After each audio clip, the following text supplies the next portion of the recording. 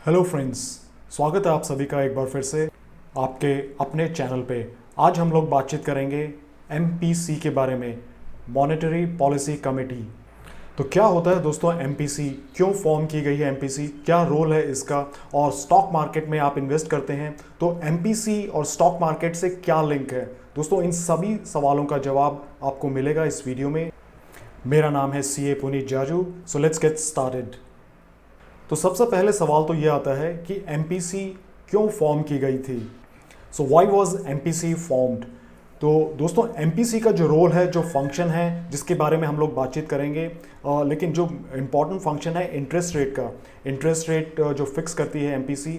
तो एमपीसी के फॉर्म होने से पहले वो डिसीजन सिर्फ रिजर्व बैंक ऑफ इंडिया के गवर्नर अकेले लिया करते थे। और क्योंकि ये डिसीजन बहुत इंपॉर्टेंट है, इसके बहुत बड़े इम्प्लीकेशंस हैं पूरी इकोनॉमी में, स्टॉक मार्केट के अलावा पूरी इकोनॉमी में इसके इम्प्लीकेशंस हैं।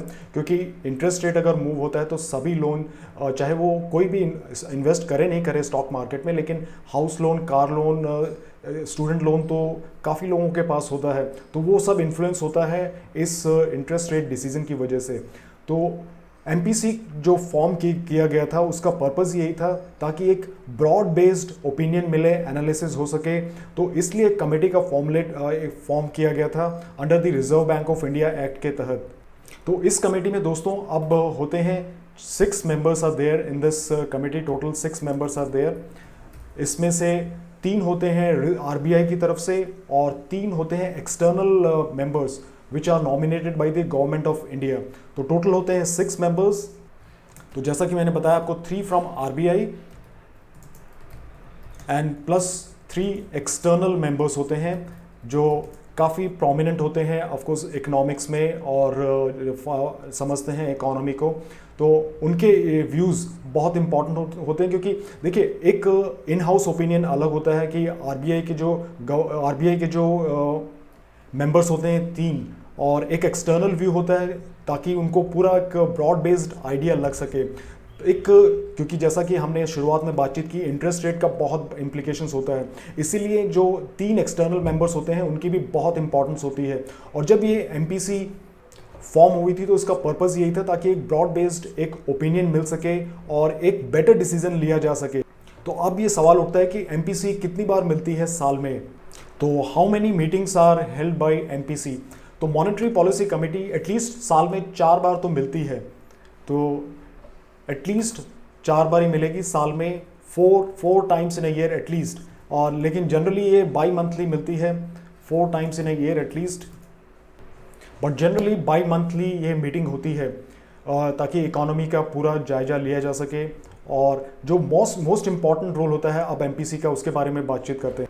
तो मोस्ट इम्पॉर्टेंट फंक्शन एमपीसी का, जैसा कि हमने शुरुआत में बातचीत की थी, वो है इंटरेस्ट रेट। इंटरेस्ट रेट आप लोगों ने सुना होगा, रेपो रेट और रिवर्स रेपो रेट। तो रेपो रेट और रिवर्स रेपो रेट वो होता है जो एक रेट पे तो जो बैंक आरबीआई जो बैंक्स को लेंड करता है, और दूसरा रेट वो होता है जो आरबीआई देता है बैंक्स को उनके डिपॉजिट्स पे।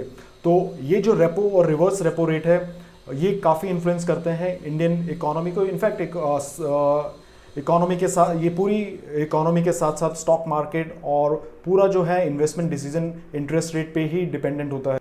तो इसके अलावा दोस्तों एक और चीज़ होती है CRR, कैश रिजर्व रेशो, जो बैंक्स को मेंटेन करना होता है अपने डिपॉजिट्स पे, वो भी एमपीसी ही डिसाइड करता है।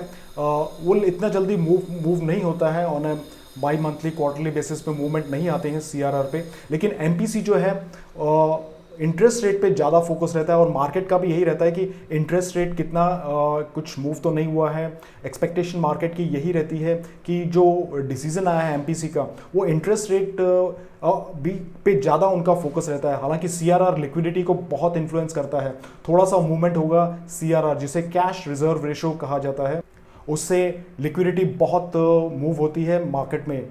तो ये मिला जुला जो है interest rate which is repo rate as well as CRR काफ़ी इंपॉर्टेंट होता है लिक्विडिटी क्रिएट करने में। इकोनॉमी में कितना कैश अवेलेबल रहेगा for lending to various economic activities. तो ये किस बेसिस पे डिसाइड करते हैं एमपीसी कि इंटरेस्ट रेट कितना रखना चाहिए, CRR कितना चाहिए।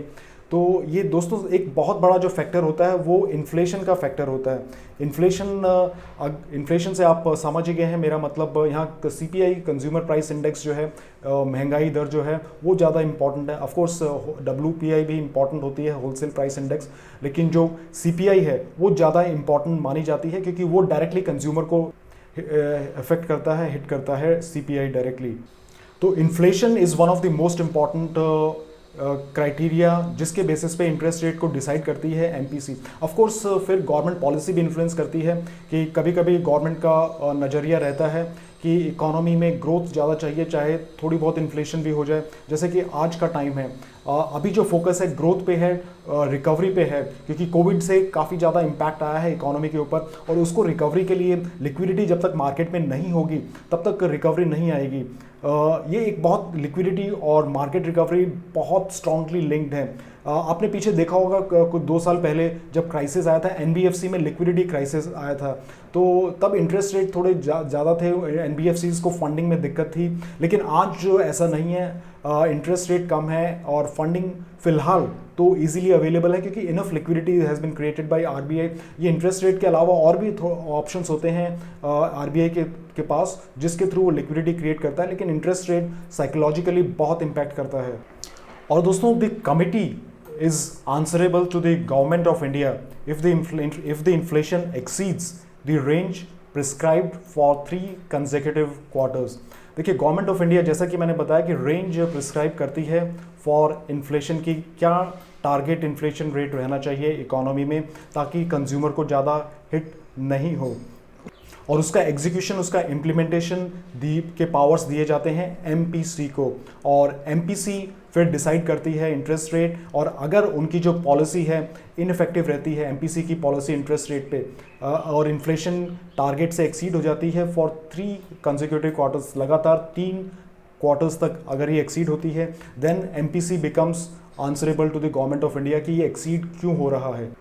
और इसीलिए इस कमेटी को एस्टेब्लिश किया गया था 2016 में। अमेंडमेंट देखिए, RBI एक्ट 1934 को अमेंड किया गया था बाय फाइनेंस एक्ट 26, ताकि MPC का गठन किया जा सके, उसको एस्टेब्लिश किया जा सके, and to bring more transparency and accountability in fixing India's monetary policy.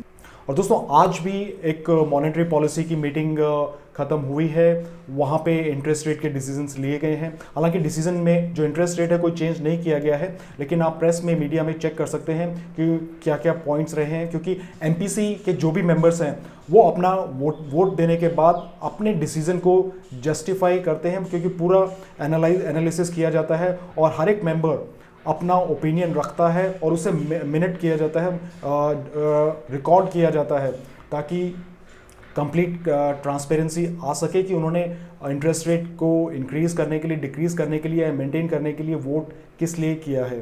तो दोस्तों, ये था MPC के बारे में एक क्विक रिकैप। अब उम्मीद करता हूँ ये कॉन्सेप्ट आपके लिए एब्सोल्युटली क्लियर हो गया होगा। तो thank you friends once again for watching this video को लाइक करें, शेयर करें, इस चैनल को जरूर सब्सक्राइब करें, and I will see you again next time in another video.